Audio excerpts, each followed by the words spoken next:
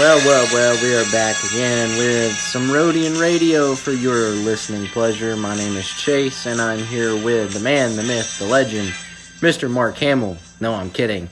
My good friend, Danny. Hello, everybody. It's not as good as Mark Hamill, but it's been a while. I love you all. How y'all doing? Wow, we've got a crazy show, man. We've had a lot of crazy stuff going on in the world of Star Wars and outside of Star Wars in the past week and a half. First off the bat, we appreciate you checking us out. If this is your first time listening to us, if this is your last time listening to us, we really appreciate it. All the same, wow, what an episode we got to put out last week with Skylar Bobble. That was a great episode. I know, right? Yeah, Danny, you missed it. But, I did, I know. But if you check that, if you want to see that interview, it's on YouTube and wherever you get your podcast. And that was a great interview. And we actually have a special guest here with us tonight. And he's from The Mandalorian. And we'll get to that later when we go to the Rhodian Radio VIP Lounge. But let's get into the regular show here. Let's see. First of all, I want to touch on not even Star Wars related, but we do have some people who listen to Rhodian Radio who are in the Ukraine, and we want to send our thoughts and our prayers and all of our support for anybody in Ukraine and involved with this situation outside of our little fan community here in Star Wars and Lucasfilm and all that. But I know Danny wanted to say something to all of our listeners from Ukraine. We're here to take your mind off of all the trouble, and it's just a sad world we live in. Yeah, it's a sad world. Yeah, we just want everybody to know that we have you in our thoughts, and also we do hear you out because we also have listeners from there as well, and we just want to do our best to provide entertainment with all the distraction with political. Usually we don't really speak about political things, but this is a necessary cause to talk about. And also I really want to give a shout out to Ray Kenix, who's been heavily showing on her social media what's going on over there, giving daily updates. It's really good that she's posting all these things because the world needs to know what's going on, because that's the only way that we can stop this. So shout out to Ray Kenix. Yeah, just like Jyn Erso said in Rogue One, rebellions are built on hope. They are.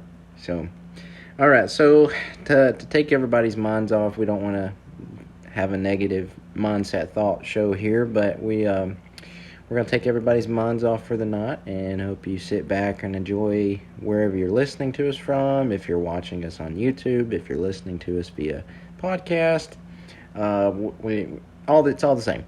We appreciate everybody listening, so just take a seat back and hope you enjoy our show tonight. So without further ado, let's get into it.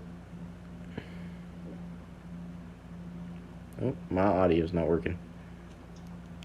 Maybe I have the volume turned down. That's why. Okay. All right. So yeah. All right. Okay. Let's get into it. I have good news for you, my lord. Okay. Danny, you go first because I don't really have anything on toy news. Toys? Well, I recently got news that the Jetpack Troopers, the clone. I'm talking about the 501st, not the trash GameStop Battlefront 2. I completely forgot that they even came out with a Phase 2 jump jet clone. Exactly. But yeah, they're releasing this month if everything goes well for the shipping docks, and also with the Commander Boss as well. And then in April is when the Fennec Shamblack series should be coming out on the daily, hopefully. What else has been coming out? They just released that Mace Windows are releasing in Canada. Did you just say Mace Windows? I did say Mace Windows. Mace Window. I was I'm just going to keep going. I'm like, Mace Window. Yeah, Windows and Mace Windu. So the Mace Windu comes with Windows. I'm just kidding. But yeah, his figure's releasing. This is the Clone Wars version from the early 2000s, 2001, 2, 3, something like that. 2000, I think it's 2003. Yeah, it was around there. They're releasing his figure out in Canada, so hopefully it'll spread in the U.S. And what other figures are coming out? Obviously, the Cad Bane's still sold out. The the Bad Batch version, which I think is one of the top 10 best figures of 2020. You know what I've noticed? Or 2022. All the good Hasbro figures, they save them for exclusives. They do. Is that exclusive? It is. It's an Amazon exclusive. Oh no. Yeah. If we see it, I'll get one for both of us. Like there's no, because we're never gonna see it again. Like if I get it, I'll get it. Never. What else is coming out? I've actually seen the holiday special one. That one I was tempted to get. It's still there, Chase. If you want me to go get it. Yeah. Hey, Jedi Talk. Right, It is 7:47 p.m. Central Standard Time, and the holiday special is still better than the sequel trilogy. Oh, I got a lot to say with the Jedi Talk. I've been listening to your podcast very carefully, and we know we're on the council. We appreciate that, but here at Rodian Radio, you are not on the council here. You are in our garbage disposal. And we're about to rip you a new one with this Galactic Star Cruiser. Oh, yeah. The best hotel. The best hotel. This is amazing. I don't see why people are so upset about it. Well, I'll tell you why people are upset about it. It's because it's not Star Wars. It really isn't. It is Star Trek with Star Wars aliens put in it. They do have Rodians there, which They do have Rodians. And they have some Twi'leks. Other than that, that is the only Star Wars thing that seems Star Wars to me. And another thing is when I was watching a video of like the cabins, so there's like the main bed and there's like the two bunk beds on the side, and like when the guests that were staying there, they're like these famous YouTubers, I forgot the name. They're like the Ordinary Adventures YouTubers, shout out to them. And like one of them's like 6 feet, like 6'1", and he could barely fit in the top bunk bed of one of them. So if you're bigger than 6 feet one or 6'1", you kind of have to like go into a little like baby. Yeah, and we gotta keep an open mind. All those people that are there, if you want to check it out, it's the Galactic Star Cruiser. It's the new Star Wars hotel that's been made. It's like, I think it's like $2,600 for 2 nights for you and I think 4 people at most.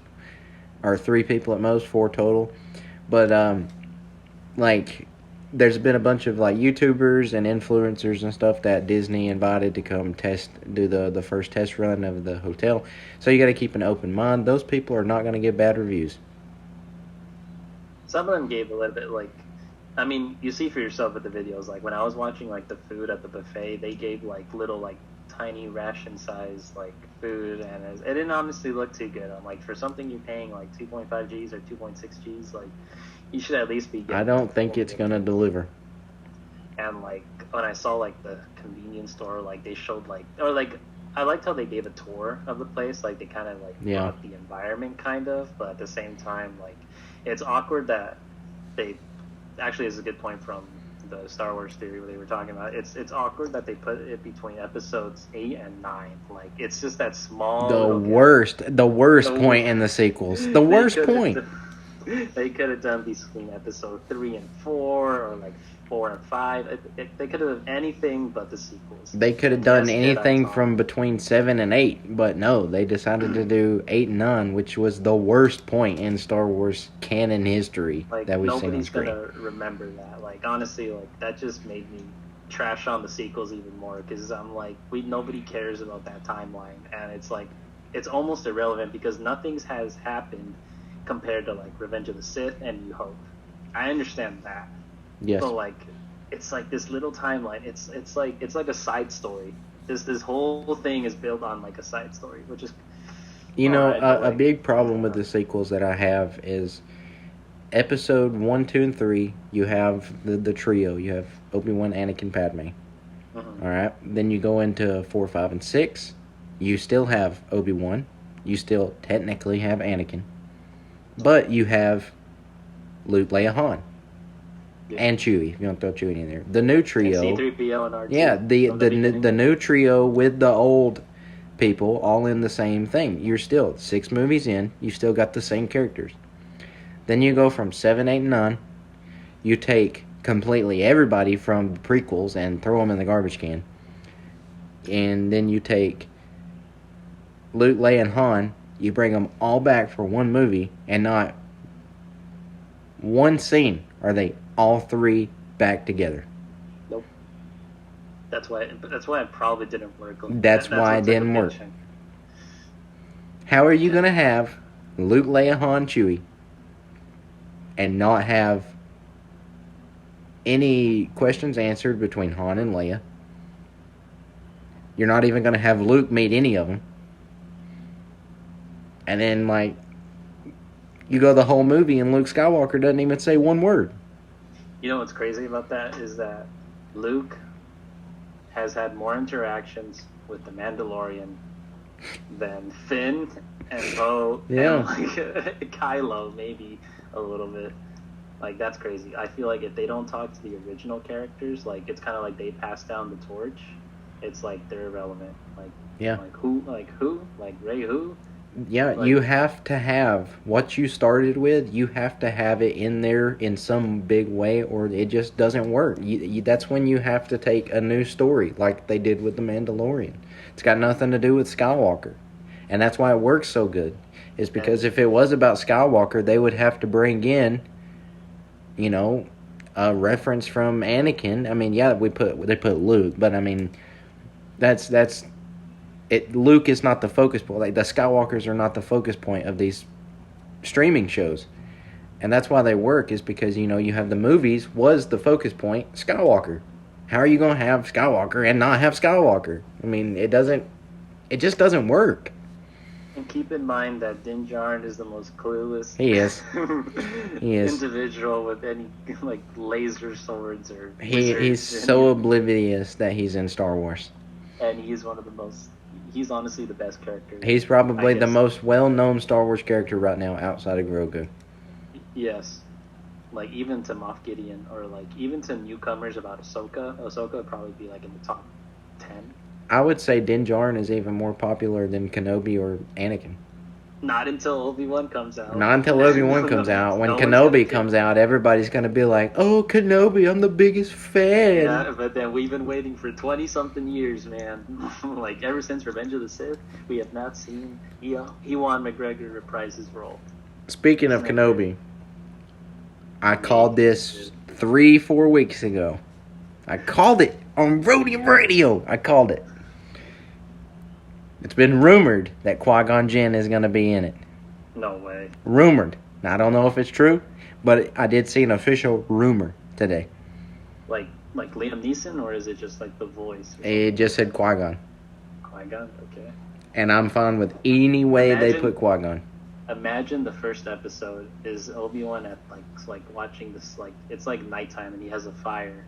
I die. And then it's Qui-Gon talking. And that could be the whole episode, and that would be better than, like, half of the book of Yes.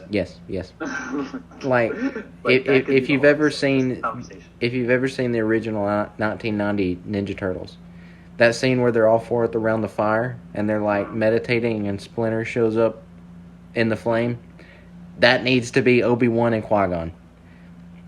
But instead of just Qui-Gon, there needs to be Yoda.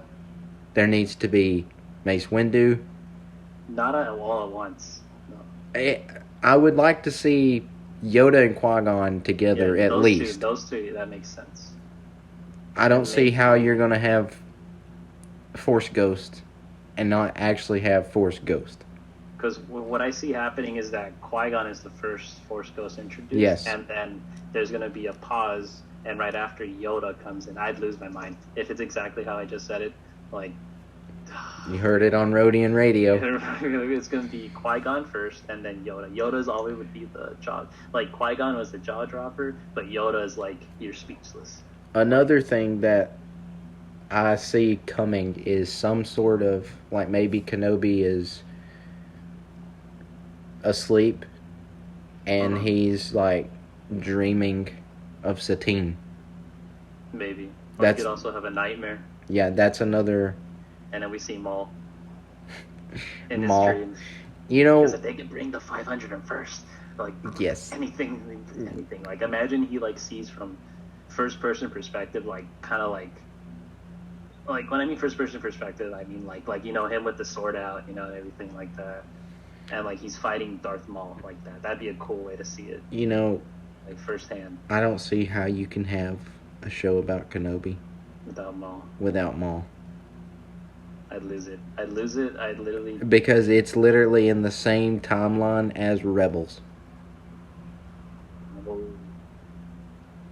who knows, man? And also, like, Dave Filoni needs to direct all these episodes, or I need to see his name on all these episodes. But if I see Robert Rodriguez, I'm probably gonna skip it completely. Actually, no, that's a sin in the Star Wars universe. I can't. I'd be like, I wouldn't believe it was directed by him until I physically see it for myself. If the episode turns out good, there's no way they can't mess it up. We meet again at last. The circle is now complete. When I left you, I was but a learner. Now I am the master. Only a master reveals us. I would love to see them recreate that dialogue. Dude, this is gonna blow our minds. I'm telling you, man. Like, I would honestly cry because it, like, this is what we wanted over everything. I sent you a picture the other day of it's rumored that Tamir Morrison was on set of Kenobi, and the picture that I sent you, he's got a face mask on, he's got a hat, he's in all black, he's in a black undersuit, but it looked like clone boots. It is our clone boots. And then they're saying that's Commander Cody. I don't think it is. I think it's Rex. No, it's not Fox. It's Fox. It's not Fox. Unless we're gonna see Vader kill Fox. We need to see that, and I'd be like, I think it's gonna be an older Rex, like we see in the Bad Batch. I think it'll be that, because it would be an older Rex, but it wouldn't be the Rebels Rex that we see. It's like in the middle. In the middle. Like, because I think Rebels. He has like shut up. I think Rebels takes place like 3 years before Return of the Jedi. 3 or 4 years. No, Rebels is before New Hope. Yeah, no, I'm saying though, like, it takes place like 3 or 4 years before Return of the Jedi. Oh yeah, the timeline. Okay. Yeah, the timeline. And Kenobi is 10 years before A New Hope. What if we get to see a live-action Kanan, Hera, Zeb, and Sabine? Because Ezra would be the same. No, Ezra wouldn't be alive right now. No, he's older than Luke. He's younger than Luke. He's younger? Yeah, he's younger. He's younger. No, what? Ezra? Ezra. I'm pretty sure he's younger. Ezra's birthday is the same as Luke and Leia's, but I think Luke and Leia was born a few years earlier. What? That doesn't make sense. Because, like, I remember when Darth Maul and Obi-Wan fought in the sand area, and then they ended with Obi-Wan watching over Luke. It looked like Luke was a little kid. Luke was about 8 years old. I don't know. Ezra may be older. Ezra's maybe like, okay, so like Luke is like 7, 8, and then Ezra's like 14, 15. Maybe. Yeah, I think it's the other way around. I'm pretty sure, because if you rewatch that Rebels thing, he's like a little kid. Like, if anybody knows, let us know. Like, send us a DM or something and let us know. I'm pretty sure Ezra's older. Anyway, yeah. Imagine us getting a live-action Rebels. And it formed in Kenobi. Live-action Chopper. Gotta plug my laptop up here. Dude, I would lose my mind over a live-action Chopper. Ladies and gentlemen, this guy loves Chopper. Chopper is a bloodthirsty astromech. Let me tell you something. He is bloodthirsty. I've always said Chopper is more bloodthirsty and R2 is just more angry. He's more naggy. Yeah, nags. Naggy and sassy. Yeah, Chopper would literally just kill you. He's the type of guy with the grenade in his hand. Yeah, with his little arms. That's pretty funny. See, but like, we literally were we literally went from toys to Star Cruiser and then Obi-Wan. We just lost. Hey, this is what makes a good show. It does. This is what we go. We don't have a script, ladies and gentlemen. We just have. We do not have a script. We just go by notes. Yeah, and just by what Dave Filoni goes by in his little hat. Luke Skywalker, Cad Bane. Real quick though, while we're here chatting about it, we want to give a shout out to Dr. Awesome on Instagram. He is one of our sponsors. He is a Lego photographer. Go check out his page. He does pretty cool pictures with Legos. Dr. Awesome. That's it. Just Dr. Dr. and then space AWESOME. Go check him out. Give him some love. Show him some support. Because it is hard to take pictures of Legos. They're so little, and it's very difficult to take pictures of Legos. So that He takes does he has really good ones too. yeah, Like, it takes a special talent to take pictures of something that small. and then not having them fall over unless they're like on the Lego thing. You know, I took pictures of Legos once, and I'm pretty sure I burnt one of them alive with a firework. So, okay, all right, moving on. All right, so back to this whole deal about Russia and Ukraine. I don't know if this is true or not. This may just be a gag. But it was reported in Israel, one of the TV channels over there. It, I think, is a news channel. They reported a picture of, is a black and white photo. They were talking about the Russia-Ukraine deal. And it was a stormtrooper standing next to a demolished TIE fighter cockpit. And if you want to go look that up, you know, just Google it, you know, Israel, stormtrooper, TIE fighter, Ukraine, whatever. And you'll probably see it. I don't know if that was a mistake or if that was actually real and they just didn't know it or what, but I had to write it down because as much as that's hilarious, that's still bad with the timing. Does It's very dark. That editor is probably fired if it happened. But I had to write that down. I couldn't let that slip by. I did not know that. I couldn't let that slip by. What other news do you got? Because I got so much to say about that Star Line. Go for it. That's about all the news I got right now. So you go for it. All right. So the Starline Star Trek cruiser. Correct me, Jedi podcast. The Galactic Star Cruiser. We don't need Galactic Jedi Star podcast in here. Jedi Talk. No, we don't. It was a joke. No, they're great guys. Jedi Talk podcast. Go check them out. They're great guys. Viewer discretion is advised. They are sequel lovers and prequel haters. So yeah, so cover your ears. Just take everything with a grain of salt or not, and just send them hate mail. Just kidding. yeah, just spam them. Tell them Rodian Radio sent you. Yeah, Rodian, just spam Rodian Radio. Yes. Okay. No. Wait. Go over there and spam them. Hashtag holiday special is GOAT. That'll surely tick him off. But like mainly like so with the Starline Cruiser, what I saw was like it's literally like Galaxy's Edge in a hotel. It is.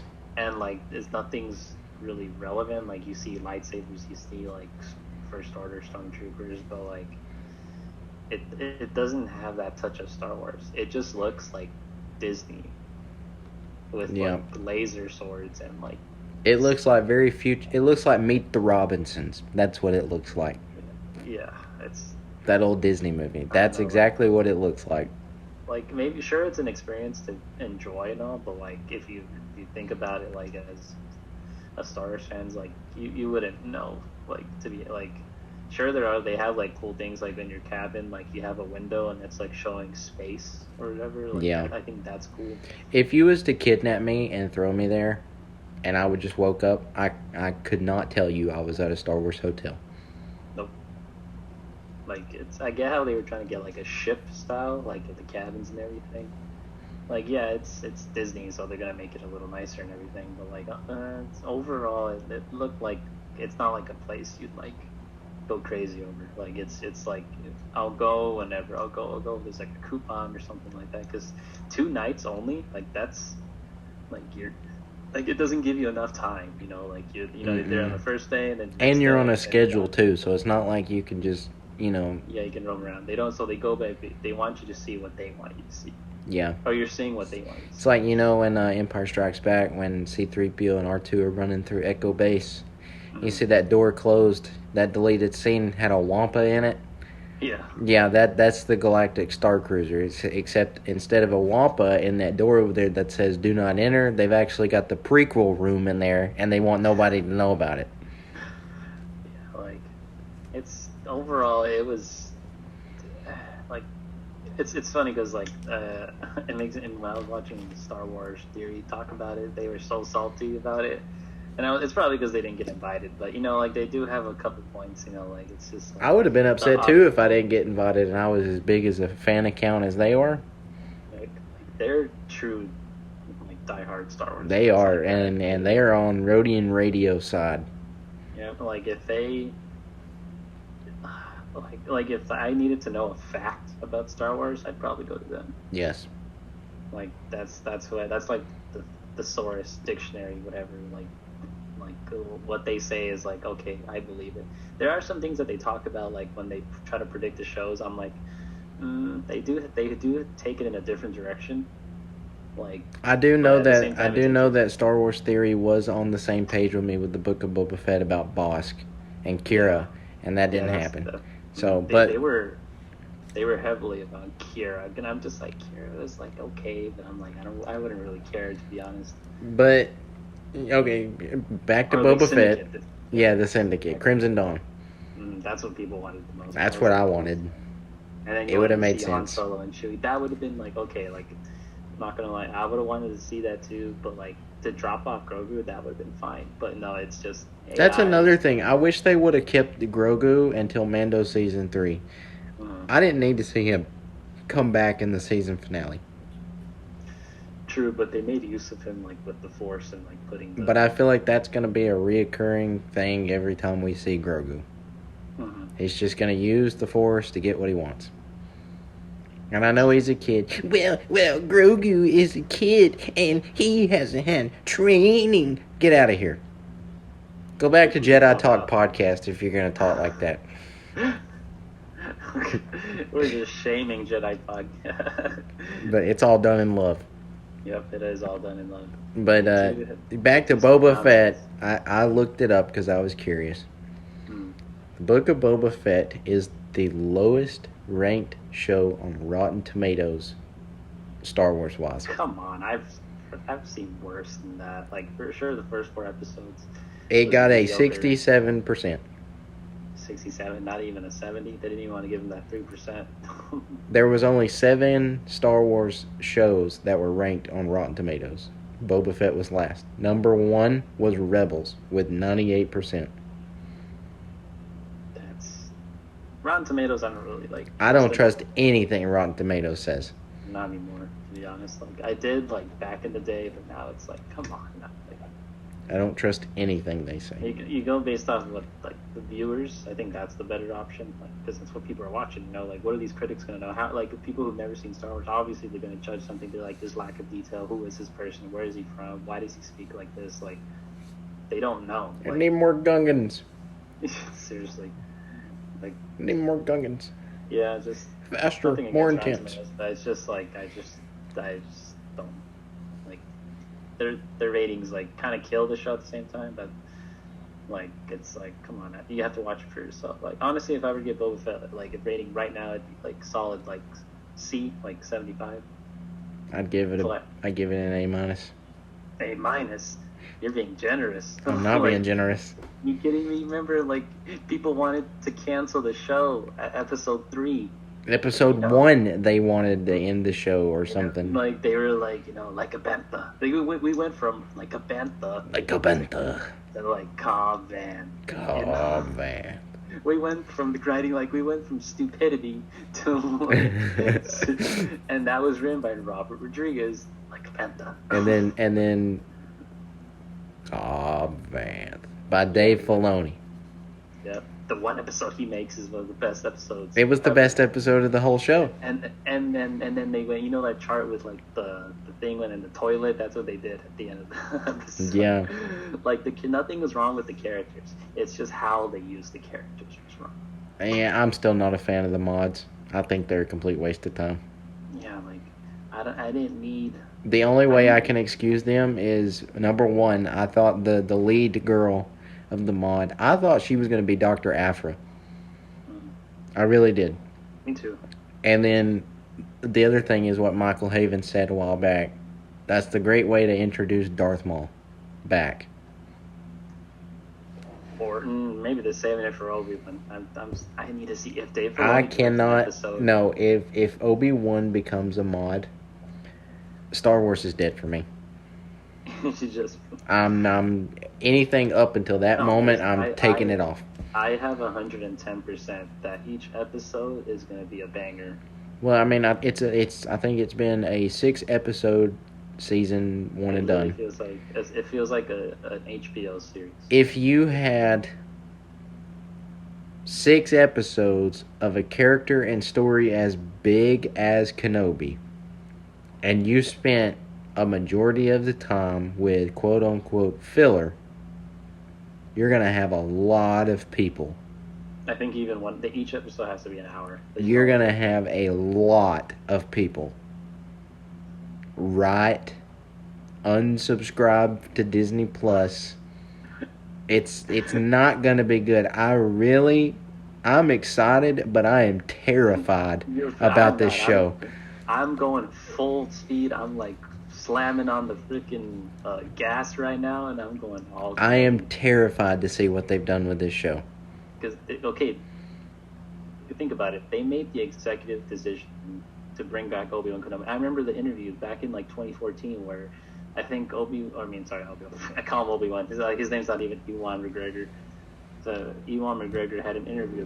He had some movie around that time, and they were asking him like, would you want to reprise your role as Obi-Wan Kenobi? And he says he'd love to. He'd reached out to them in 2014. This is 8 years ago. And, it's been development. So they probably had a plan, and then here's Dave Filoni in the meantime making Rebels, ending the Clone Wars officially. He's like, Dave Filoni needs to direct all 6 episodes. I don't think Dave Filoni has had a big connection with this show. He needs to, because he's literally. I feel like they need his input on it for sure. They need his guidance. Executive producer. They need his guidance. I feel like Dave Filoni needs to be attached to everything that Star Wars is coming out with. Dave Filoni did what no other show or director did. He made the prequels, the sequels, and the originals all in one episode. 145-minute episode. Yeah. And it was the best episode of all 3 shows: Boba Fett, Mando, and Season 2 Mando. It literally felt like that wrestling meme where the guy's like, ah! Yeah. I don't see him having personal relationship with Obi-Wan, but maybe we could see a younger Ahsoka, just throwing it out there. I guarantee you, the one episode Ahsoka shows up in, Dave Filoni has directed it. It has to be. That is his character. And I guarantee you, if Captain Rex is in Kenobi, Dave Filoni was on that episode. Yeah. He made both of those characters.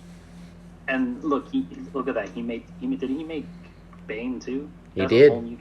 That was a whole new character.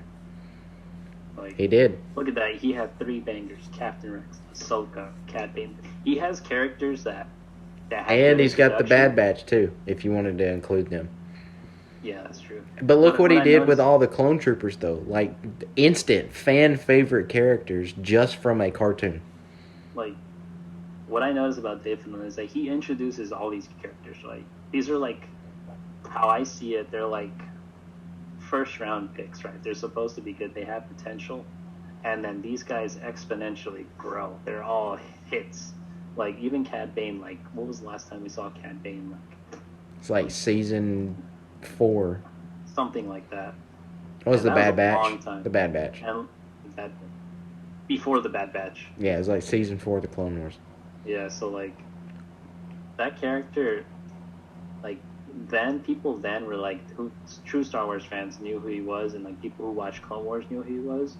But that escalated in Bad Batch, this guy's relevant to the story now. He's part of that Star Wars line. And then they throw him in the Book of Boba Fett. That's literally it.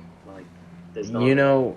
What I love about Star Wars is you have the sci-fi, you have the samurai, and then you have the western, all into one thing.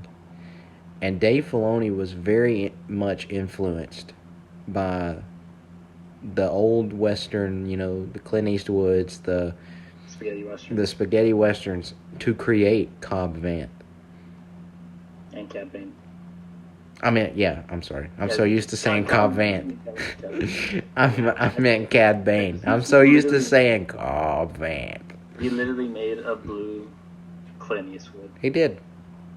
And like his character is more relevant to like Clint Eastwood's character in that movie, Unforgiven. If you guys haven't seen that movie, that is one of the best Western movies. In Cad the Bane. Cad Bane as a single character is better than anything of the sequel. Anything. I'm even talking about Luke, Han, and Leia. In the sequels, right? In the sequels. Okay. Yeah, I was like, if you're talking about... No. I'm not talking about Star Wars. I'm talking about Disney Star Disney. Wars. Oh, you're talking about Disney, yeah. Yeah. Hey, Jedi Talk, it's 8:17 p.m. Central Standard Time, and Cad Bane is better than the sequels. He is now... Have you noticed... I noticed that when he came out... when he came out in Bad Batch, and then when he came out, there was more significant in the Mandalorian. Book of Boba Fett / Mandalorian. Mando 2.5. His figure, like his merchandise, went up, like instantly. Like Cad Bane is like roughly Cad Bane Black Series roughly around like 30, 40. I've seen him shoot up to like 80, 90 for that. Like it's just insane. Like now people are on the Cad Bane, all the newcomers, it's we welcome you that you like Cad Bane, but we were here since 2009 when he came out, the end of season 1 of the Clone Wars, when he came out and basically like pulled a heist on the Coruscant. Yeah, that's 12 years later. 12 years later. I never thought I would see him again. I never thought. I was like, I wish we did, because he's basically like he can 1v1 a Mandalorian and a Jedi at the same time. At the same time. With no armor. No armor, just he's literally a gunslinger. He's literally the fastest gun in the galaxy, because he outgunned Boba Fett 3 times. And Cobb Vanth. And he can probably take down Han Solo. And he took on Obi-Wan with a lightsaber. He did. I'm pretty sure he can one-shot Han Solo in the head. No doubt.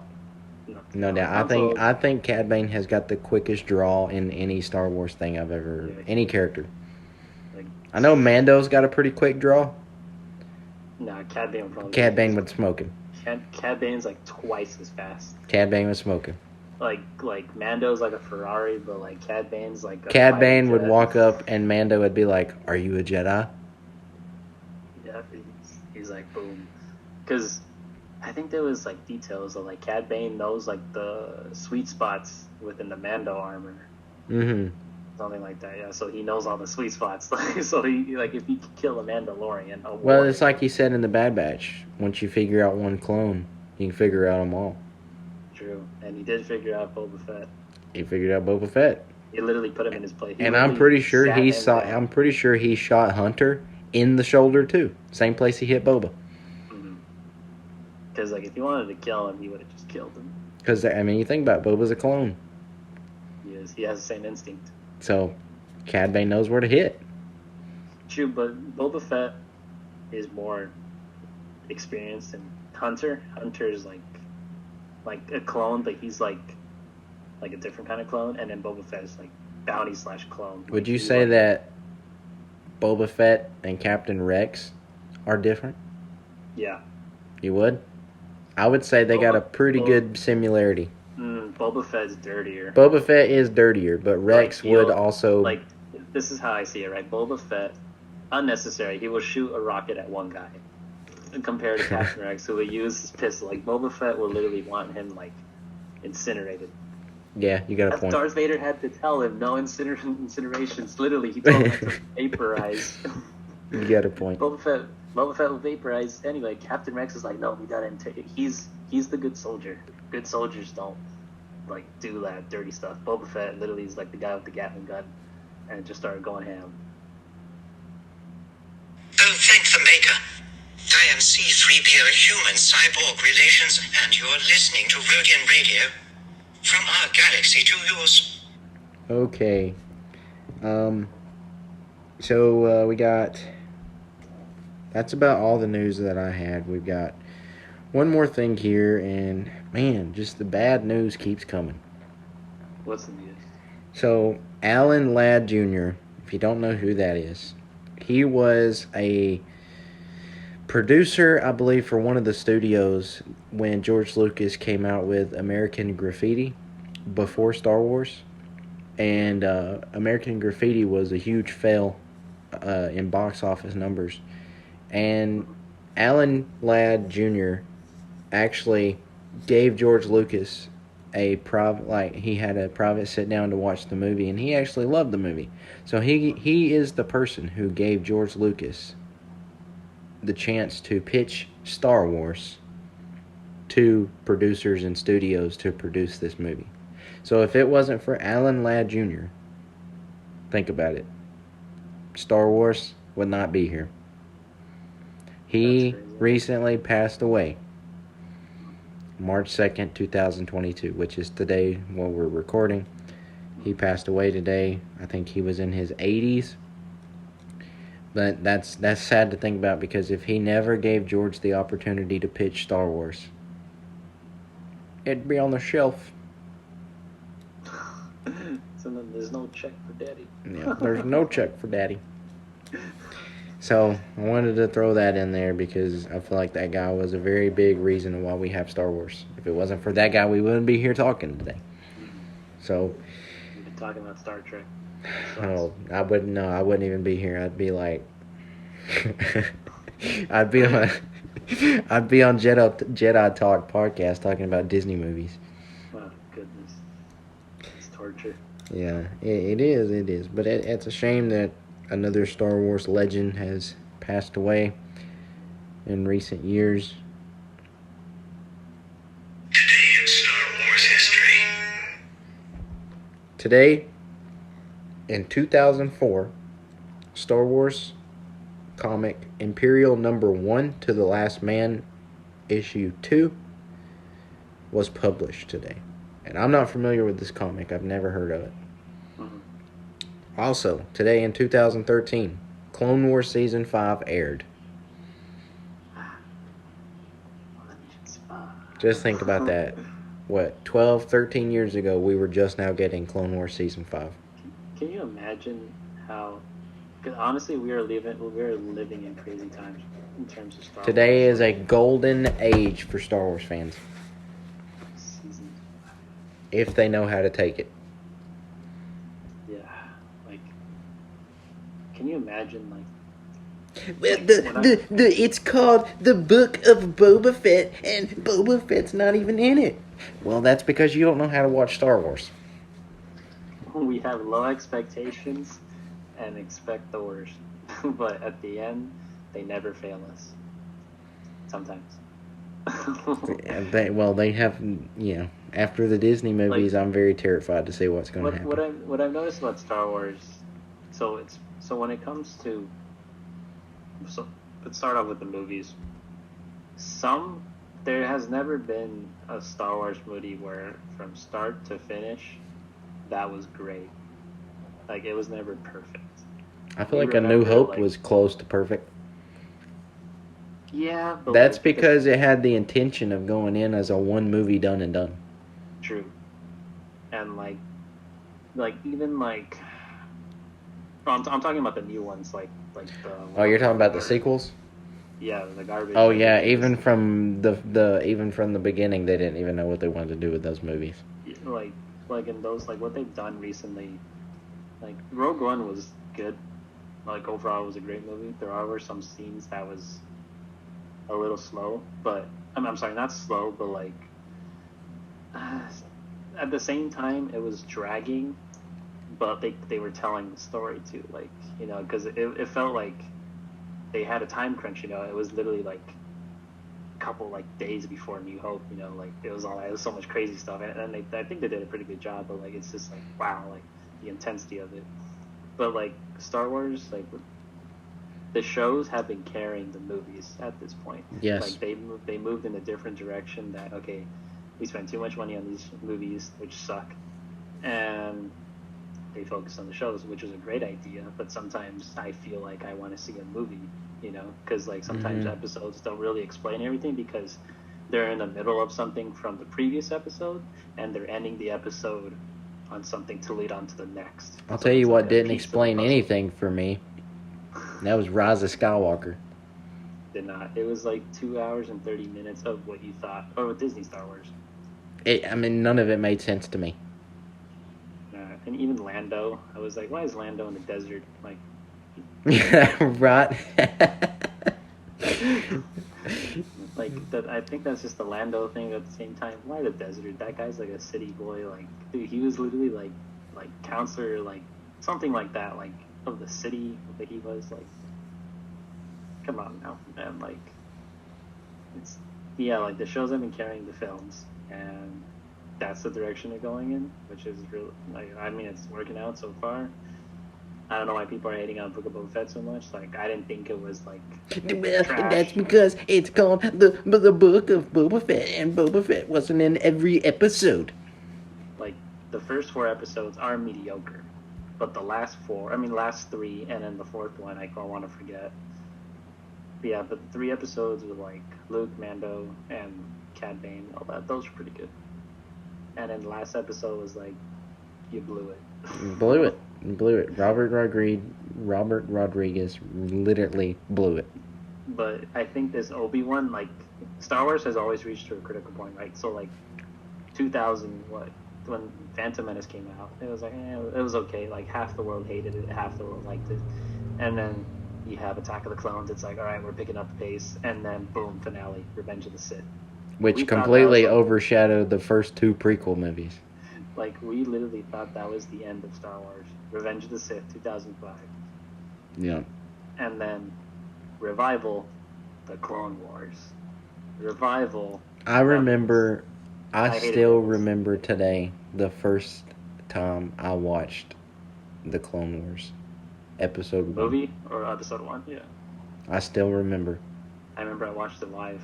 I think it started at 9 p.m. I watched it, and I was immediately hooked on the Clone Troopers. Mm-hmm. Because the first episode was literally 3 Clone Troopers and Yoda. Yep. The whole episode. I was immediately hooked. Dooku were introduced at the same time. And I remember as a kid, the episode with Heavy broke my heart. We need a Black Series Heavy. That's the one I would get.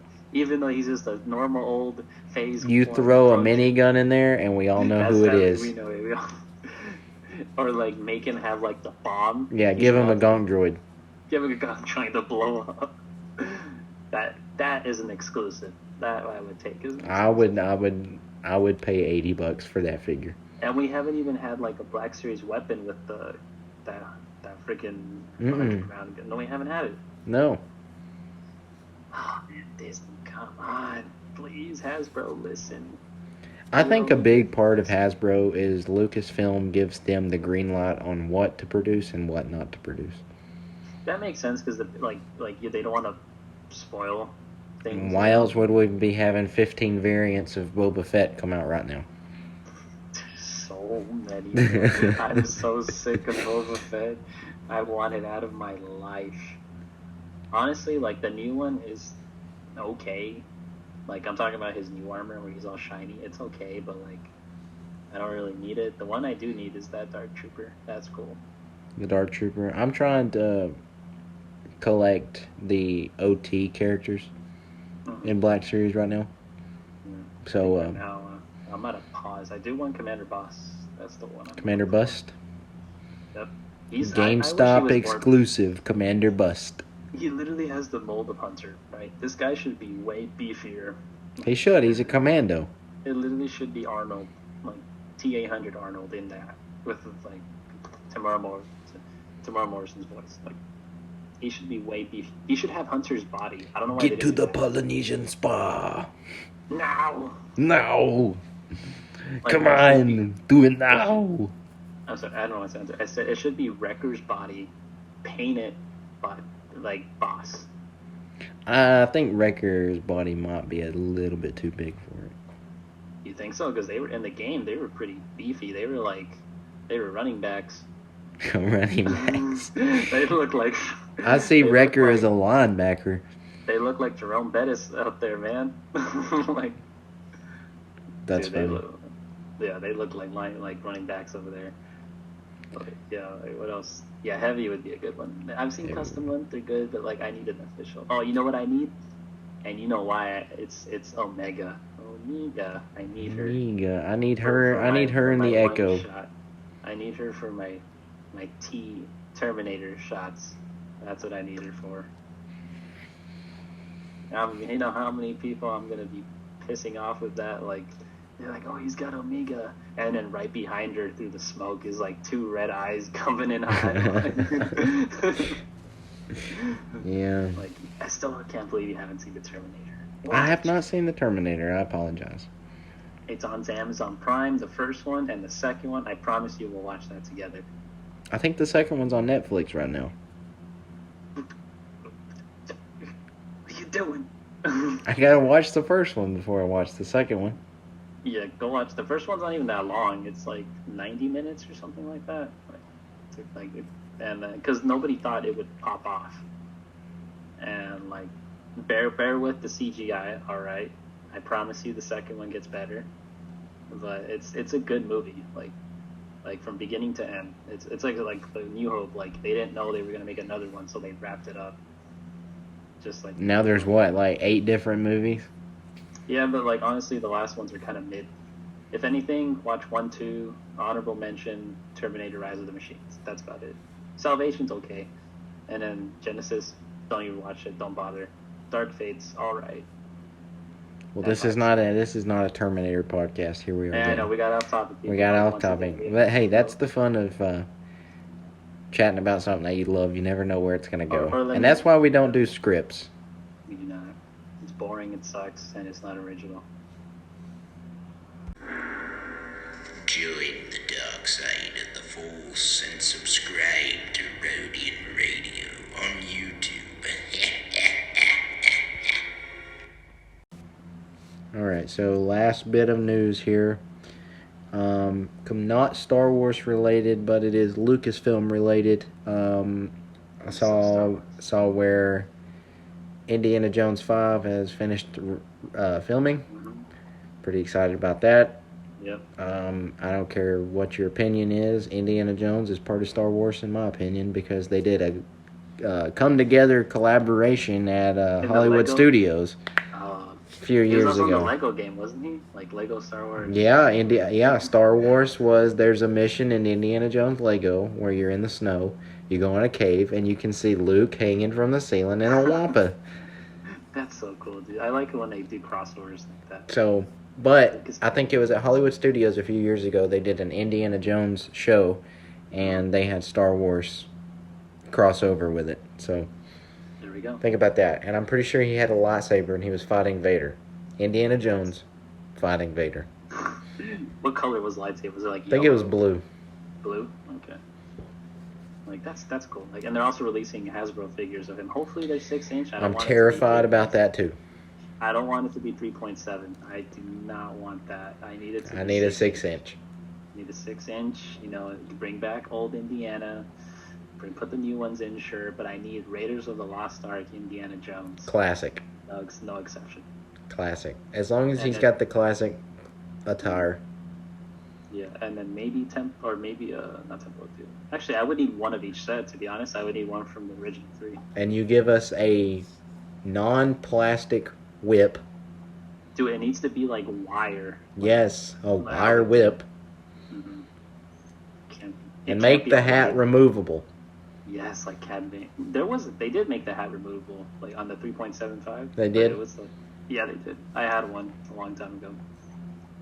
And like give him like his Colt, his revolver. And his satchel. Yeah. And we need that little gold. Can you imagine taking photos with that? You just go out there and I'd the be forest, crazy. and then you just have a soccer ball. or I'd go something. nuts taking photos of that picture. Oh my god, we need Indiana Jones movies. Well, if they're Amazon exclusives, we are Never getting them. or Walmart exclusives. Never getting them. You know, I don't think Hasbro doesn't really do anything else that's Star Wars. Everything else but Star Wars is exclusive. Like, Star Wars is their only line of figures that really, they go all out on exclusives with.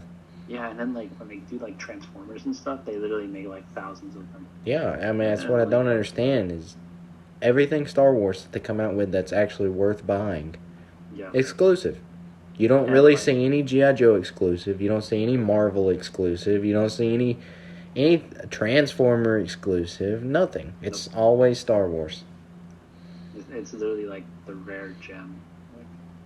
And it's always the figure that they make 15 of Yeah, in the whole world. Like, in the whole world. And then they've got 5 billion pre-orders. Like they can't. Yeah, like it's. If they would make so much more money if they produced like as many as they did for the other lines. Yeah. Instead of making one cost like $100 off like third party market, because that's what people buy them for. Yeah. Honestly, the way I see figures like prices now, it's between like $40 to $60. Like that's Yeah, how I it's see it. and that's for a non-deluxe figure. Yeah, and it's like, dude, come on now. Like I understand like people have like side businesses and stuff, and I'm like, give us a break, dude. Like, I remember when I was a kid, you could go into Walmart and get a 3 3/4 figure for $7. Yeah, less than $10, right? And it'd now come it's with like 15 different guns. and then they have like a special like box inside, like with other stuff. I don't know, man. Times have changed. It's gonna be rough It for is. the kids in the future. It is. That's why I'm keeping my stuff that I have now Dude, and I just know. pass it down. I honestly would not. I would have to wait until they're older Mm, and know how to take care of them. I wouldn't. To be honest, I'll still keep the same collection I have. Like I'll let them like see it, but they're not playable. Definitely not. Imagine you see them playing around with the Captain Rex and they're ripping the arms off. Like I original- would throw up.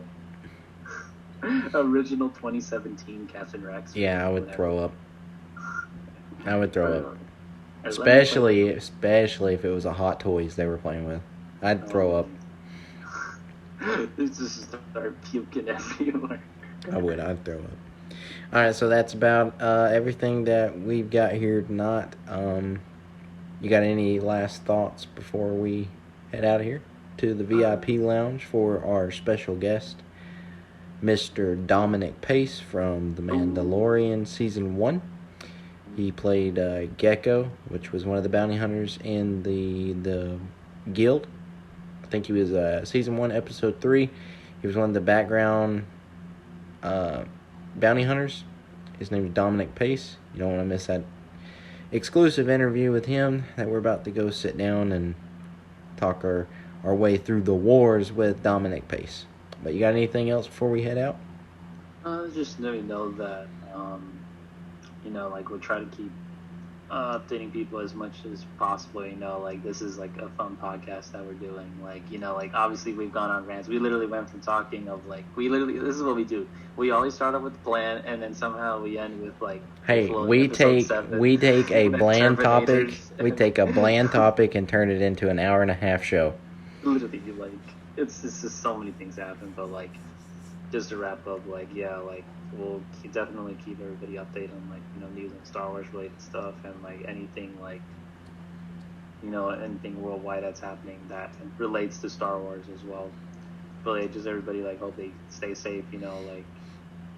We're with you and just here to chat and have fun. If we can bring you some type of enjoyment wherever you are, that's honestly our goal. And just to like expand and like just share our content with everybody, because like we think like you guys too, like it's funny, it's how like Chase and I like have two different opinions sometimes, but sometimes we wrap around and we have like the same ideals at the same time. I think that's great, and I just think it's a really good opportunity for everybody to like listen to us, like hear our thoughts and stuff, because we have been right about some things, not gonna lie, like especially about Rango coming in hot and Yeah, we said called it on that here.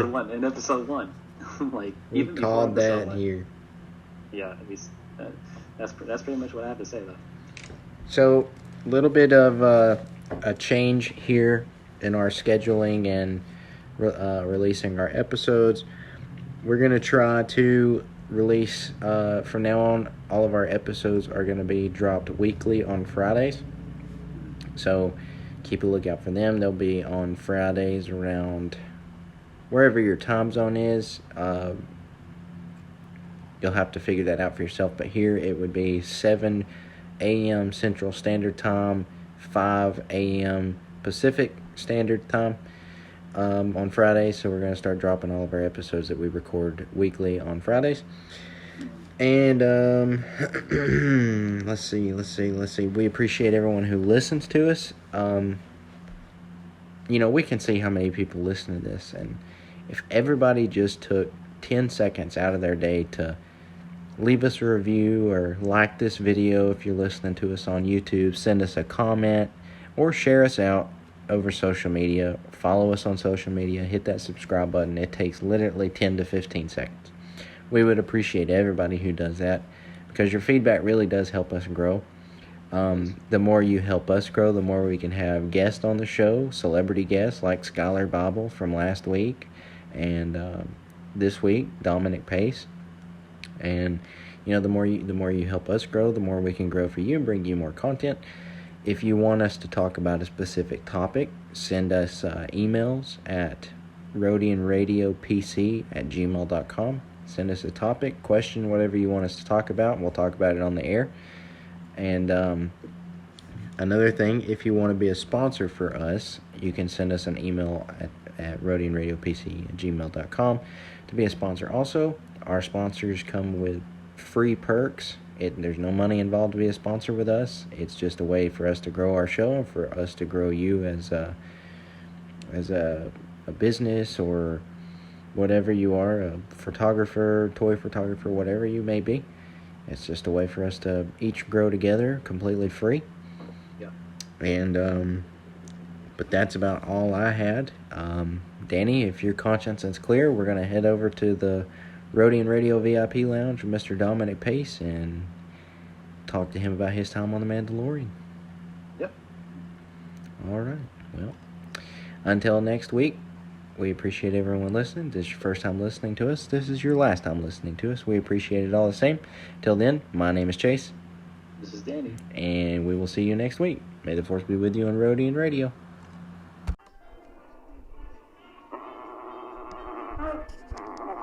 Welcome to the Rodian Radio VIP Lounge.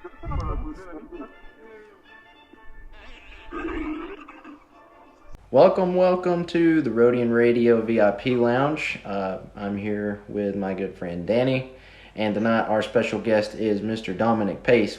How's it going, man? It's going great. Thanks for having me. Happy to be here, and hello to all your listeners. We appreciate it. It's our honor to have you. You're such a big deal in the Star Wars community, as such a little role that you have, but you made a huge impact in the community. So we're extremely grateful to have you on our show.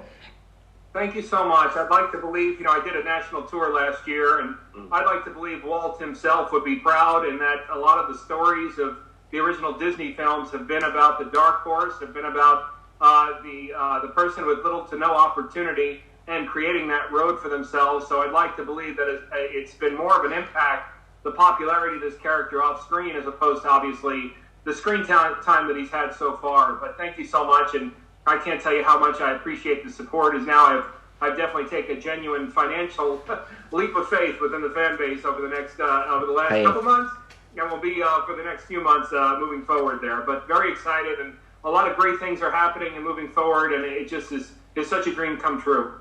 That's what the fans are for. We're here to get you up there in the big leagues.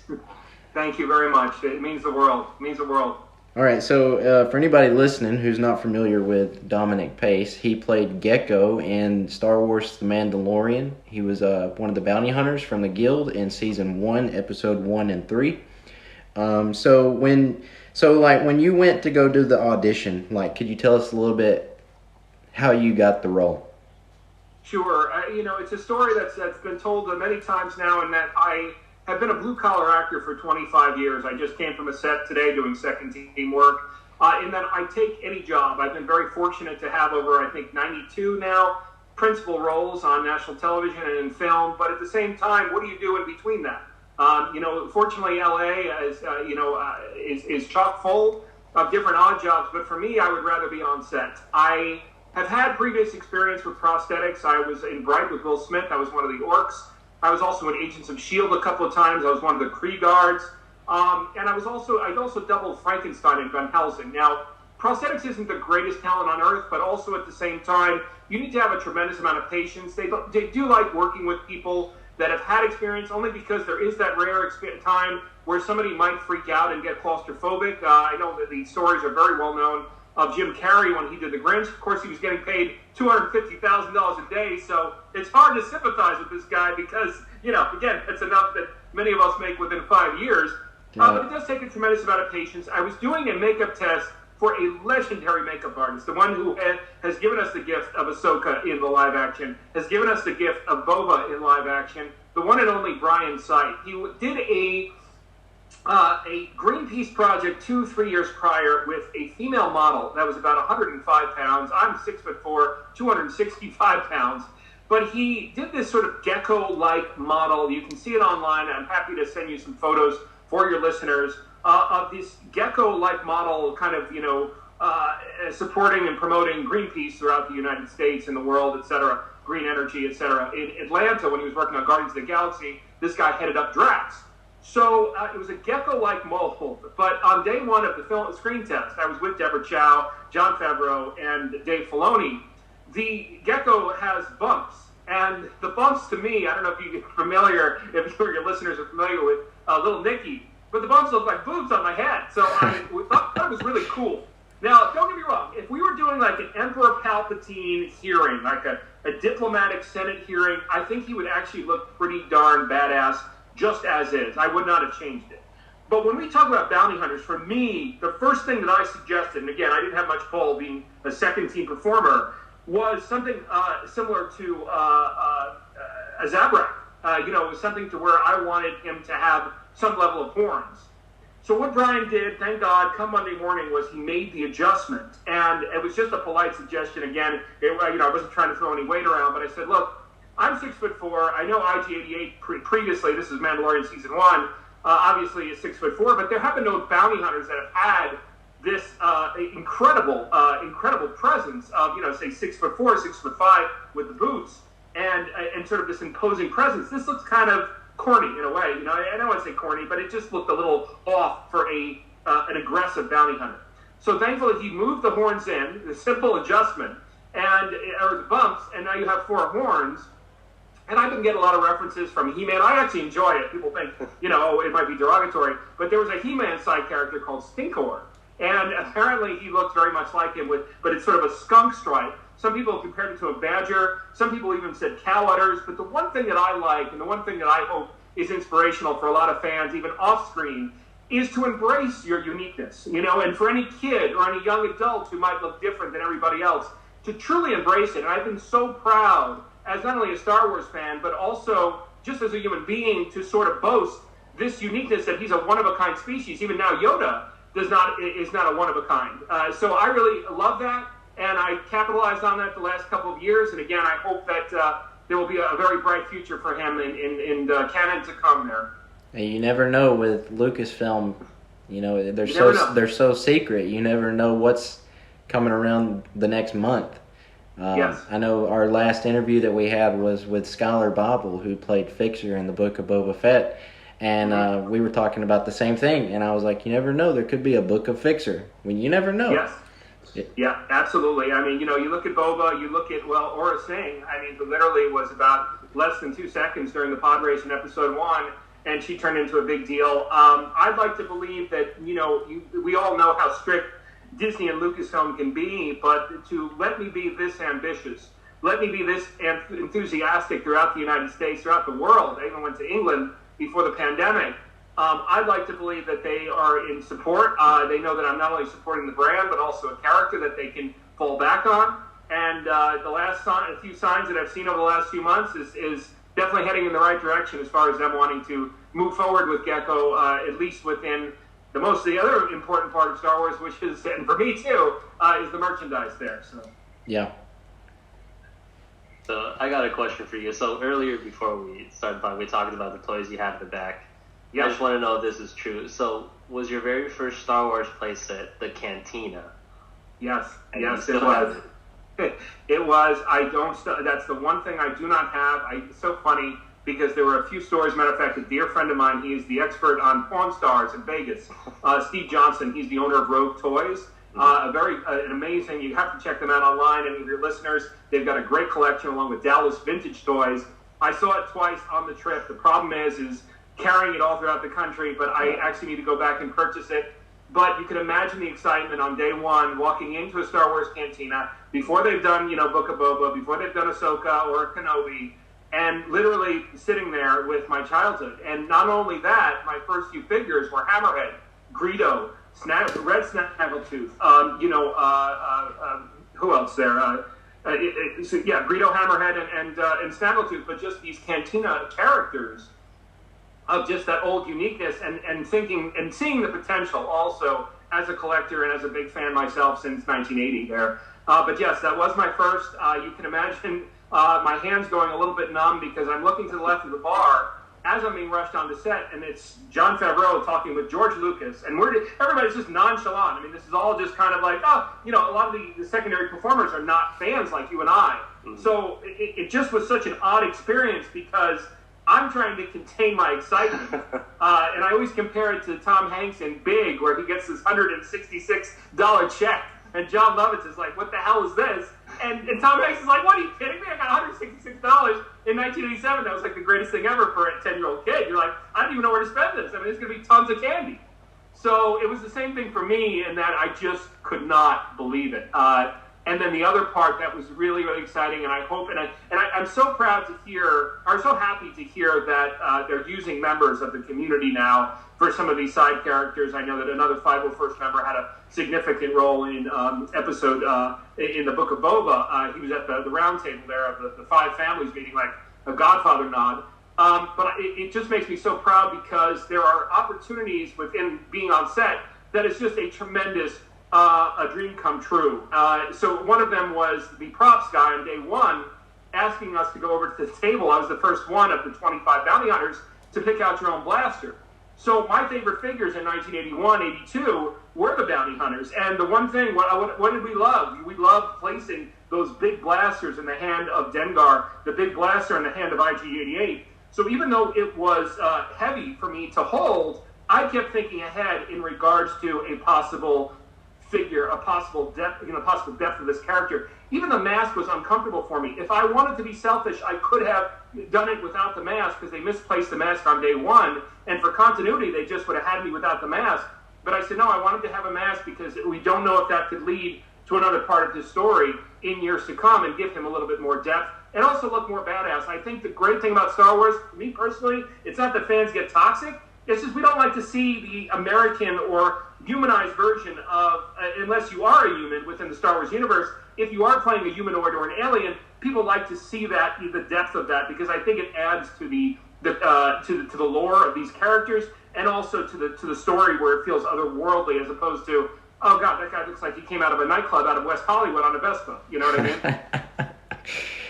But I'm not saying any person specific characters, but it's just you can let your mind wander there. I see you drinking out of one of the new licensed products that you got, the new Gekko Tiki Cups. Can you tell? Man, those are cool. Oh, the Battle of Hoth. Empire Strikes Back. Mm-hmm. Is that a Wookiee or a Wampa? It looks like a Wampa. Yeah, it's a Wampa, and then we got a Tauntaun over here. These things are made with such quality, I cannot even tell you. It is just, there's the weight to it. They're 24 ounces. They hold cold well. They hold hot well. But just the quality of how they are made are absolutely amazing.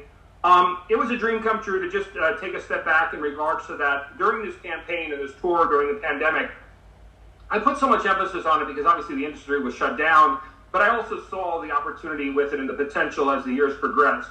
I hit up every company you can imagine that was licensed. I did not want to run with fan art on the tour, but that's all I had in regards to trying to promote this character. So over the period of 3 years, you have to imagine the emails to trying to find somebody at Hasbro, trying to find somebody at Funko Pop, but the difficulty of it, because you have these fan petitions where even with 1,000 signatures, a lot of times these figures are not made of legendary characters. So you can imagine the mountain that I had to climb in terms of when Lucasfilm does not have plans for you, how do you incorporate yourself, not as a big actor, to have them make plans?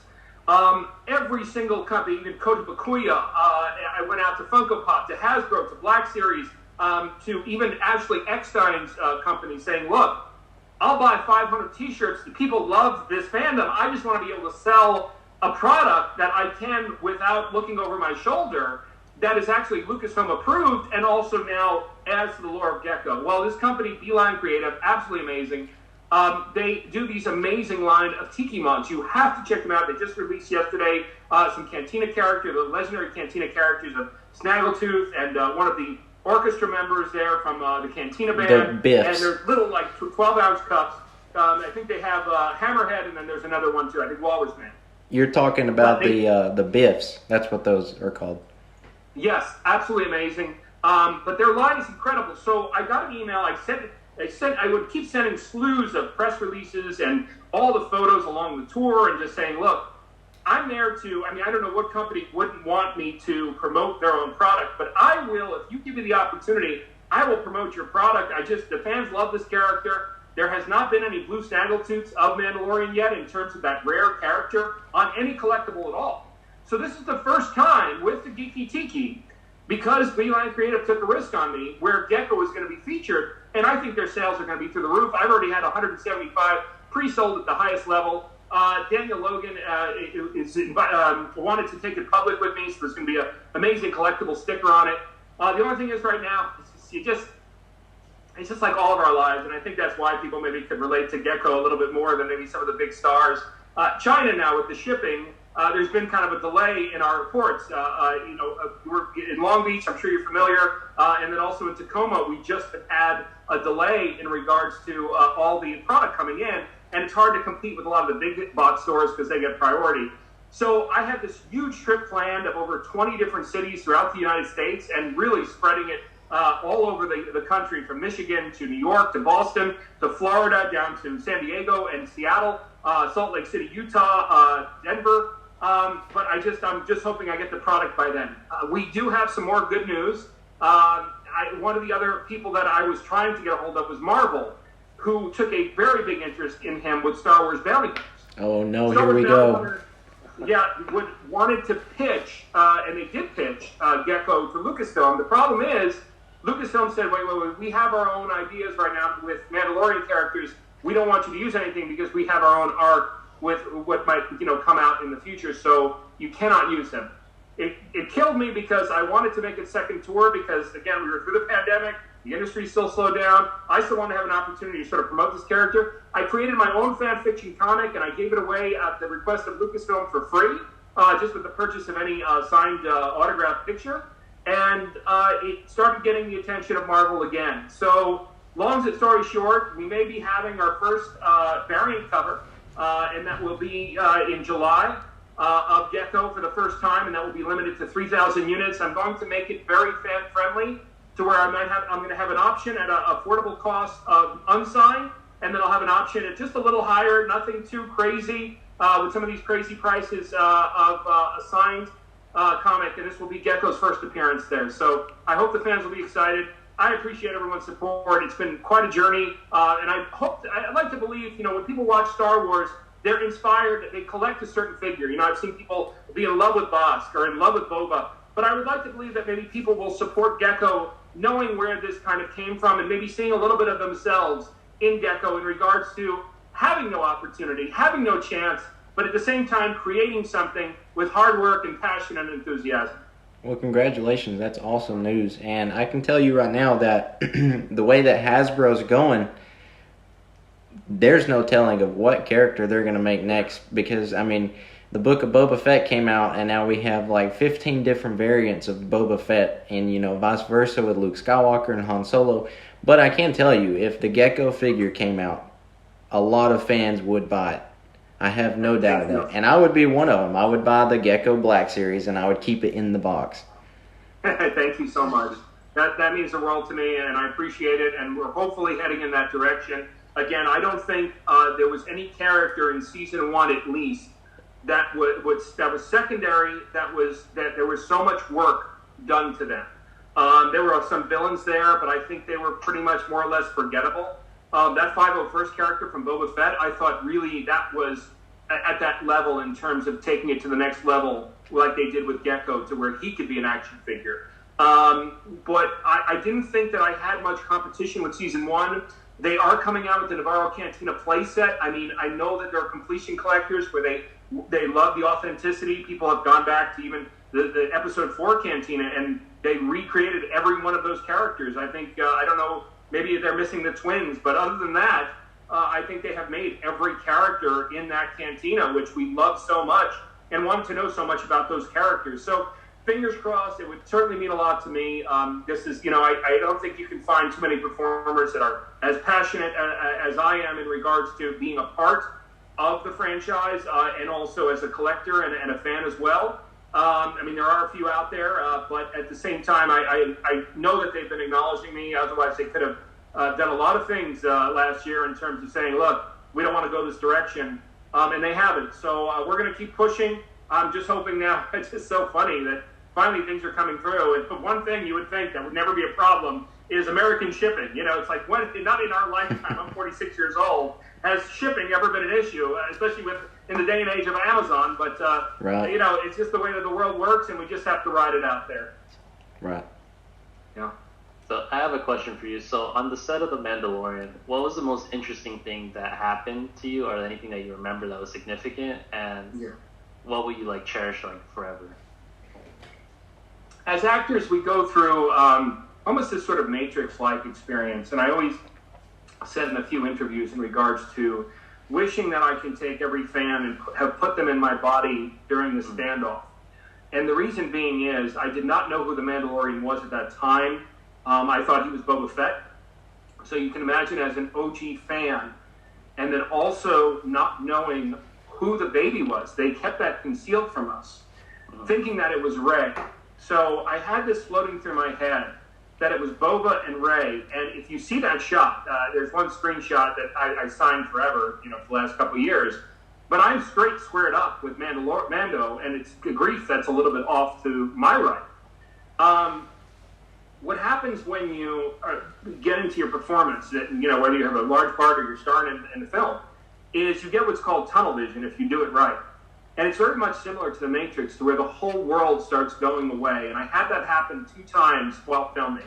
Once was in the Navarro Cantina set where the windows are smoky. It kind of had this sandstorm vibe outside, where there's smoky windows. You can see when he's at the table with Mando, there's a high glow coming from outside, almost like a desert sun with a little bit of almost a sandstorm.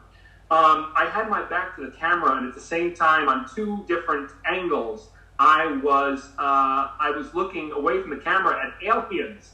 And for a minute there, at both scenes, both during the standoff and also during the cantina scene, the world went away for a second, and I genuinely felt like it's not like Disney World and Oga's Cantina. It was a little deeper than that because, again, when you can feel the tension and you can feel the silence and you can hear the words, especially with the legendary Carl Weathers right next to you and hearing his voice, that was probably the most unique experience in terms of, for the first time, I've been on over 100 different television sets. I've been, even with Kevin Costner in For Love of the Game at Yankee Stadium, which was a dream come true. But there has never been a situation to where I sat there and was like, wow, I am in the one universe. It would be like being in Goonies, to where I'm going down the water slide and going into the pirate, going right towards the pirate ship.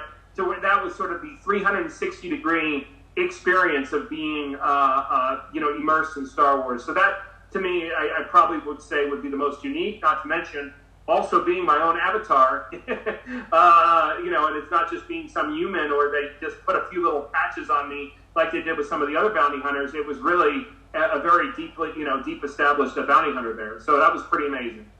That's awesome to hear. And as a lifelong Star Wars fan myself, I grew up, ever since I've been 2 years old, I grew up on the prequels.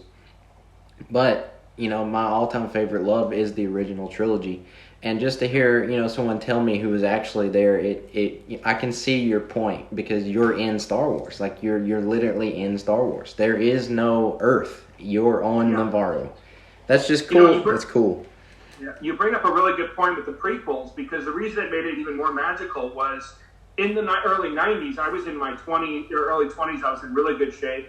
I wanted to be a part of Star Wars in one way or another. but it was impossible because it was being filmed in Europe and in Africa and in Australia.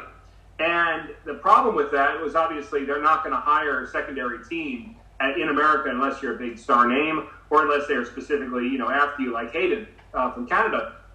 So that's what made it more magical, because also all these years thinking that it was never going to happen, now being in my 40s, and then all of a sudden it was. But the prequels added to that just amazement, because, again, it was more of a realization of how out of reach this dream was, because more often than not, they're either in England or overseas somewhere else, That's awesome to hear. So did Gekko actually have any lines that were cut from the final shot? No, not at all. I think that's what makes this kind of magical in terms of here on Earth in regards to my campaign. And I think you can have a certain parallel to Boba and the original Bounty Hunters. We have not even seen Bosk yet. After 40 years, we have not heard the story of Zuckuss in live action. We haven't heard the story of Forlong in live action yet, or even IG-88 or Dengar. But even lower on the tier, they had no plans whatsoever for this character, other than Dave being a passionate fan and appreciating maybe someone like myself coming from this angle of wanting to expand the three dimensions of a character to add to his universe. Nothing whatsoever. They had no plans at all. And again, my hope is in years from now, the legacy of Gekko is to inspire a lot of Americans. I've been really, again, I mean American kids, I've been very vocal out here. And again, I stay out of politics, but I've been very concerned with what the overall education system has been teaching our kids in regards to this word that I feel has been very much generalized in our country called privilege. There is no question that exists, through the top 1%. But the other issue is these overall generalizations where many of us do not come from any opportunity. Many of our parents from all races, from all cultures, did not come from any opportunity. So the one thing that I hope, even on a deeper level, is that Gekko stands for this inspirational message of, even when nothing it can come about, or nothing happens, or you're not given anything, that you're able to create that story for yourself. But that's where we were. It was absolutely ground zero. They had absolutely no plans whatsoever for this character. But like I said, what a beautiful story it is in regards to motivating it, and now seeing the progress that we're seeing from so much hard work after 3 years there. You bring up the Empire Strikes Back original Bounty Hunter lineup where they had no lines. Even Boba Fett never had any lines until closer to the end of that movie, or right. In that scene, and it was just as you wish. And we seen, as when the Clone Wars came in, we seen Boss come back, we seen Dengar come back, and they all had speaking lines, and pretty big speaking lines. So with the Bad Batch, who knows, maybe Gekko will be in the Bad Batch animated, and we'll finally get to hear what he says. But like Greedo in the original trilogy, he was in it for maybe 3-4 minutes, and he was never in anything else until the Clone Wars, and here we are on a podcast called Rodian Radio. So you never know, there could be a Gekko radio out there one day. I certainly agree, and again, just step by step, but again, with Marvel, and then also with now being with the A-Team for the first time, the one character on the main mug of Mandalorian, almost like when I was a kid, with Burger King and McDonald's, they used to have the glass mugs. To have him featured on there is definitely a step in the right direction, and I truly hope so. I don't think I could have shown how enthusiastic I've been over the years in any other way. This has been sort of blood, sweat, and tears for 3 years, and like I said, I'm confident. I would love to also see the video games. The one thing I love in terms of the role-playing games is having those variant characters aside from Boba, aside from Boss. The one thing, that's great about those variants, even in, say, Grand Theft Auto or what have you, or Street Fighter, is different attributes. The one thing that I believe with Gekko is that he's got a huge blaster. So having a tremendous amount of power, but possibly on his reload, taking a little bit longer time. On his gauntlets, they're twice as thick as Boba. So that the gauntlets are amazing, incredibly huge. He's 6'4", so similar to Kane Hodder, who played Jason in Friday the 13th, an amazing right hook. But then you've got some of the weaknesses in terms of, his oxygen level, his stamina, down a level from Boba and from Mandalorian to where, he wouldn't be as agile like a Muhammad Ali in terms of when it came to a fight. But as far as if he caught you on the first hook, you'd go flying. So I would love to see him, enter that sort of Fortnite world, enter the, Star Wars Bounty Hunters world, to where you have sort of this Grand Theft Auto style of a story mode as your own bounty hunter, but you can choose Gekko as an option. I think that would be amazing as an amazing variant. I think people, even when you go back to Tiger Woods golf, people loved even changing up your outfit, on the golf course. So I think that would be also another an amazing addition there to his lore there. Right. Well, we just got the announcement that we've got about 9 minutes left on our record session here. So with each guest that we bring on the show, we like to ask them 4 personal Star Wars questions, and we'll try to keep them real brief and short so we can meet our time limit. So question number 1 is, who is your favorite Star Wars character? I've been saying, we are in an age of strong women, but at the same time, it's the age of equality. I believe in strong men. And the greatest alpha for me growing up was Han Solo, and also Indiana Jones. So it was Harrison Ford. I believe, men should still take charge. I do not believe that we should have our tail between the legs. We build up women. We do not emasculate ourselves. And I just love the way that Harrison Ford and Han Solo carried himself. He took charge. He took control. He was for the good, the greater good overall. And I thought he was the coolest thing ever. So Han Solo. All right. And who is your least favorite? I thought they were trying to push too hard with the LG88 or whatever, LG3 in Solo. I just thought, if we're going to have C-3PO, we got to have a female annoying droid, and I just didn't think that it worked. I wanted to take a detonator and throw it right up her can. It was really, it didn't work for me at all. I just thought it was just really, C-3PO was obviously annoying and bumbling. But I saw where they were trying to go with that. It was almost like a human rights activist for droids. It was just, to me, it just didn't work. So it would be LG3 there. All right. And so what is your favorite scene from anything Star Wars? It could be... it would have to be, before Han gets put in carbonite. I really loved the connection and the balance. There's so much right now in terms of women and men and who's equal and who's, submissive and this and that. I thought Carrie Fisher and Leia stood hand in hand and neck to neck and pound for pound with Solo. And I thought it was a beautiful romance. I hate the fact that they've gotten rid of romance in straight cinema now because, for a million different reasons, who are we going to offend? Who's offended? Oh my God, it's not neutral. It's not, it's PC or whatever. I just love the romance between both of them. And I love that connection that they had with the I love you, I know, and the fact that they both needed each other. We need to go back to that. They don't want to go back to that because, again, God forbid anyone feels offended. But I thought that connection between both of them was second to none, and I thought that's what makes Star Wars. Right. All right. And so if you could create your own Star Wars character from scratch, who would it be? Who would it be and why? I've been at this for 25 years as an actor, that has had to go through ups and downs, very similar to a bounty hunter. A bounty hunter is an independent contractor to where you don't know where your next job is going to be.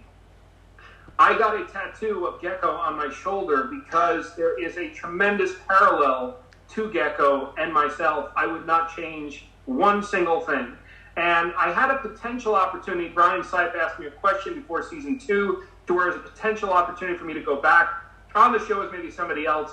I would rather give that opportunity to somebody else, but for me, it's tried and true Gekko, just because there are so many parallels similar to Venom, to where I see a lot of myself through the fact that he might be rough around the edges. He doesn't have a ship like Queen Amidala. He's not given all the opportunities in the guild, but he's trying as hard as he can to get ahead, almost like a Frankenstein in many ways. There would be nothing more perfect than Gekko for me. That's awesome. Well, it's nice to see that somebody who's on set who has their own character created brings that home with them like you do. And I can tell just from talking to you for this past 30 minutes, you're very passionate about your character as we are Star Wars. And we are fully supportive of the Gekko and the whole campaign you do. I love that character. And from the moment that I seen him, I just fell in love with the character. And to me, he kind of resembles Cad Bane and Darth Maul kind of mixed a little bit. So it's really I awesome. would say, in terms of, sharing the food, because the one thing for me is always about, even when I did this campaign, trying to help small business, trying to help charitable organizations, even if I have to share the voice with another actor, because I believe I see him with sort of a Huttese, Michael Clark Duncan voice, a very deep octave, not my voice. Right. I would love to see that as well in terms of fleshing him out. But thank you so much. I just don't want to I didn't like the Klaatu species, I believe, as the bartender in season 2 of Mandalorian, because I just felt like a lot of the side characters from Return of the Jedi, I felt like they should have different tongues that they speak, because I think it makes it more otherworldly. Right. So I would like to see that, to where you maybe, even with the Death Troopers from Rogue One, I was incredibly impressed with that, because it was a different type of dialect, that we have no idea what the hell they're saying. But I would love to see Gekko have something that really, almost like the seismic charges, has sort of a ring to the ear. Yeah. And I don't know what that voice is, but I would love to have that. I'd give anything to be able to go through like colognes or perfumes in terms of trying to identify what his sound would be. But it definitely would be a deep octave, similar to the police car from Transformers, where he's asking Sam Witwicky for his identification. Yeah. That would be awesome. 217. Yeah, are you ladies' men?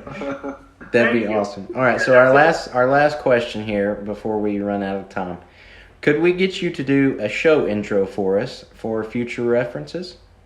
Absolutely. All right, so what the read is, I'm so-and-so from so-and-so, and you're listening to Rodian Radio.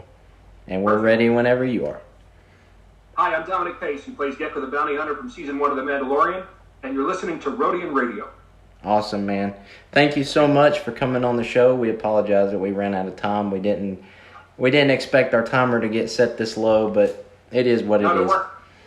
Don't worry about it all, man. I was happy talking with you guys. I definitely needed it. It's killing me. I just got news from Beeline that I've got this whole huge tour planned starting April 30th, all over the country. And the freaking thing, and I took the pre-orders and everything, and the shipping is now backed up. So I'm trying to figure out any way to see if I can motivate the shipping off the barge, even if I have to pay them, because I even though I might probably have the comic by July, the whole point was to have tiki parties in every part of the country to celebrate the achievement of getting him on a product, So we'll see what happens there. Well, we appreciate it, and anytime you want to come back on Rodian Radio and just rant away, that's what we do here on Rodian Radio, and you're welcome anytime to come back. Maybe right before the comic, I'll probably I'm going to make this affordable for even the smallest pockets. Obviously the tiki is a little bit more of a higher collectible. But maybe right before the variant hits, which I think is going to be a major collectible, being that it's the first appearance of a Star Wars bounty hunter, I'd love to come on there. Awesome. And if I ever get the Gekko Black Series, you know where to find me. Yep, same awesome. here. Please. I'd be like, absolutely. Trust me, I'll be buying a truckload full and touring every stop there. So, all right. Awesome, guys. Have a great night there, and I'll talk to you guys soon. All right. See you. Have a good one. Bye. All right. Thanks. Bye.